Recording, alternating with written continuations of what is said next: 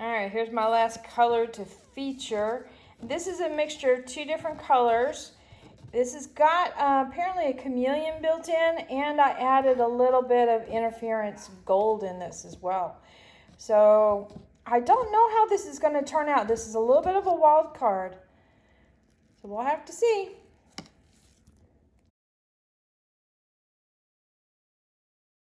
On my series of coasters, and this series I'm putting a solid color on the bottom, and I'm playing with layering of colors on top.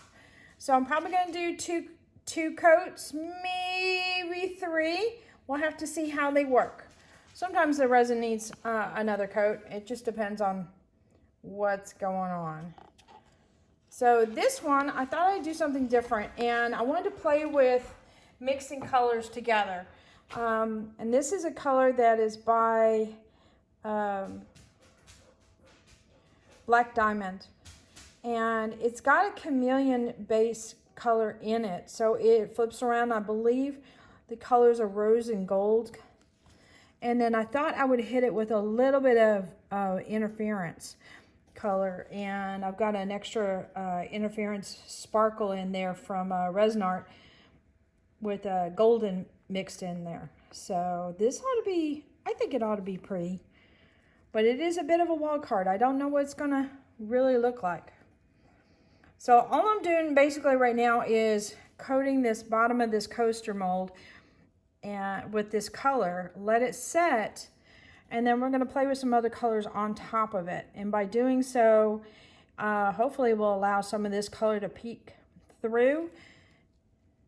If not, it'll definitely be covering the bottom of our coaster, so it'll be a really pretty base. But let's hope not. Let's hope some of this pops through.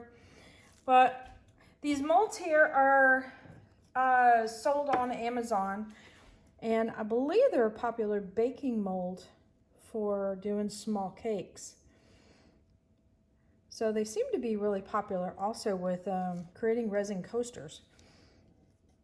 Well, you need to be mindful about how much heat you apply to them, because they don't seem to like extra heat on them. So be careful about that, meaning like heat from the torch or the heat gun. So what I just did is I ran my skewer along the edge to coax any bubbles to come up, so I don't have any sharp edges when that cures, because that resin can get pretty sharp around those bubbles.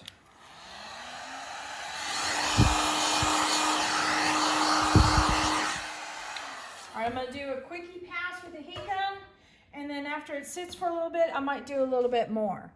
So that's it basically for now. Oh, look at the end of the video, and I'll post a picture of all the colors I used, because just the bottom alone, I've already got 2 colors.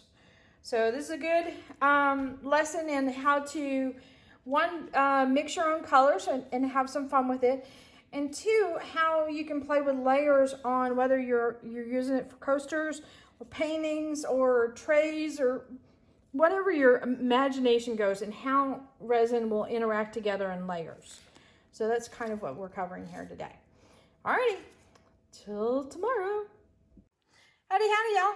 So we're gonna work on the second layer of this particular resin coaster today. And I've already poured a little bit of clear coat just to have something where the colors can move on. And I'm using the same resin as I used before, the Stone Coat Art Coat. And in this particular case, I'm going to go ahead and apply 2 colors here, blow them around with my heat gun. And then, but what I'm going to show you is how to paint with, meaning painting lines with colored resin to kind of enhance what is already showing up on the initial pour. So here we go here. And I've got a nice deep purple right now and a blue that I'm going to use with a little bit of white. So that be the plan. So let's get started. So in this case, I'm going to go ahead and do a nice little arc here.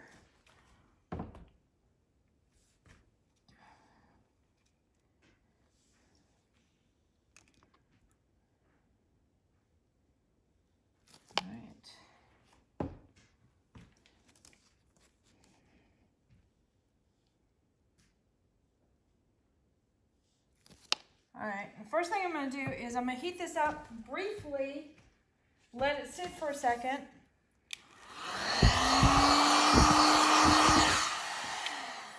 And what that does is I'm backing off from the silicone here, so I'm not overheating the silicone, because we don't want to do that. We don't want to apply too much heat.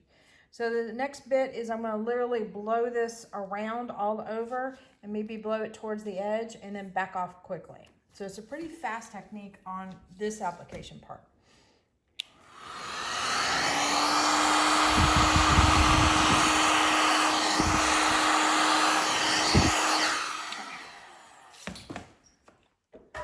I'm going to let that rest for a second. And it looks like it is not against this edge here. Oh, yep, there's clear there. Good, yay. All right, let me clean this off. All right, so the next part is to let it rest for a moment. And then we start looking at the design lines that we've got that have come up with just doing that second application. So what I've got here is just a bamboo skewer, you know, stole it out of my kitchen. And you could tell I've used it a few times. I've got several layers of colors here. But I always make sure that I put it on the edge and then twirl it around to get rid of the thickness, so I always have a point. These things come in handy also for picking out hairs and debris that land in your resin. Okay, so what I'm noticing here is I've already got definitely a nice little curve line here. It comes in around. I've also got a nice little wavy line here. So what we can do is when we add another color in here, we want to accent what's already there. If you follow the lines that are already showing you, it usually works out pretty good. If you just end up doing some straight lines, whoops, I'll be back. Okay, sorry about that. Somebody was at our front gate. It was Amazon. Don't you just love Amazon? Okay, so again, I'm going to go back to my trusty skewer. Or I have another option. I have a little stick here that I like a lot because of the point. Or you can use your basic popsicle stick. That'll work as well. The good thing about a popsicle stick is they also have the narrow edge to it. And what I'll do is I'll dip that into my color, try to tap it off on the side just a little bit, and then run it through my colors here. So let's try this. All right.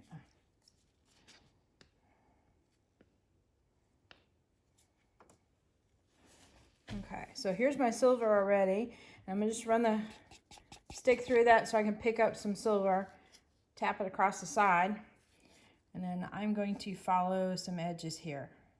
And what this does is it drags it through the colors, and then wipe it off on the side on my plastic real quick, just to get rid of the blues. Pick up some more color, rub it off, follow this edge here. I just want to have a little bit of silver, but not enough to be dominant, enough to be an accent. Let's see, I'm going to pick this line up here and go across to there.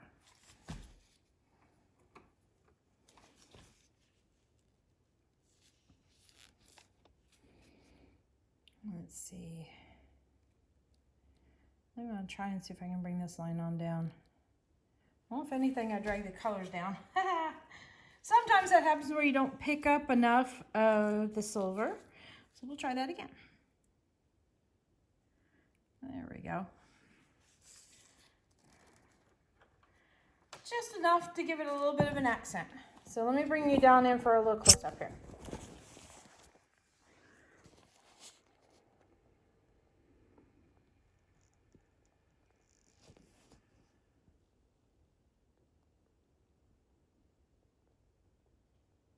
That works out pretty good. And it works with the colors really well. As far as whether to use silver or gold, that is a matter of personal preference. Obviously, there are some colors that work really good with like blues, like deep blues would work really good with silver. And a lot of deep reds work really good with gold. But they also work well with the other color too. So I think it kind of leans towards each individual's personal preference. So have some fun with it. And we'll check on this tomorrow, and you'll get to see what it looks like all finally cured. All right, until then, later. Okay, here's the next day on this guy. I totally couldn't wait. It's actually morning. So like the feathery action of it pulling, they seem to, these little resin, or I should say these silicone molds, the resin seems to pull to the outside big time. So that's kind of interesting. That usually doesn't happen with a lot of canvases. So, pretty cool. Let me see if I can zoom in, and keep in mind it does get a little shaky. But I will try and move slowly. Alright, focus. Did I zoom in too much? Yes. Zoom out just a hair. Ah! There we go.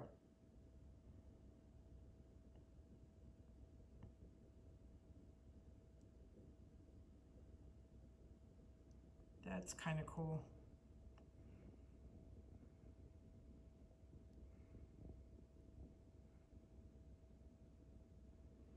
I remember we drew the silver lines all the way to the edge, but you can see the way the resin shifted in the mold.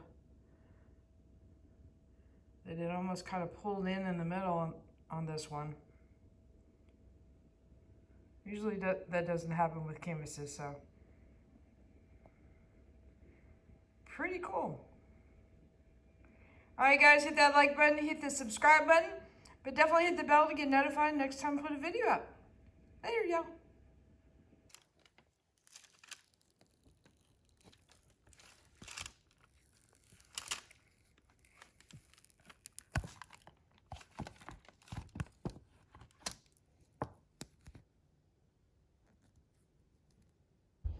Wanted to bring this outside since we're having a nice sunny day, or partly cloudy.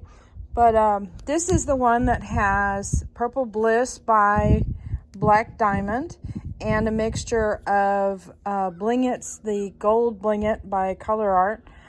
And they both have interference color properties mixed in with them. So they're going to play a lot with light, and you're going to catch little bits of different colors in here with the light. So, but I definitely wanted to show because you can really see the layers better with the glitter. It adds that little extra depth in there. It's having a hard time focusing and wants to go back and forth between the reflection of my phone and the actual coaster. Let's see if I can get in even closer. Nope, that's about as close as I'm going to get. Wait a minute. Here, let me zoom in this way. Ooh, there we go. So you can see the different layers and stuff. Now you can add another little layer of an effect, and that is you could put a solid color behind this, so this color actually gets sandwiched in between. You'll still get some of the glitter effect, but it'll make it a little bit more opaque. This one's not as transparent as some of the other ones, but if that bothers you, you can, like I said, put a coat of a solid color back there. So I think it turned out pretty.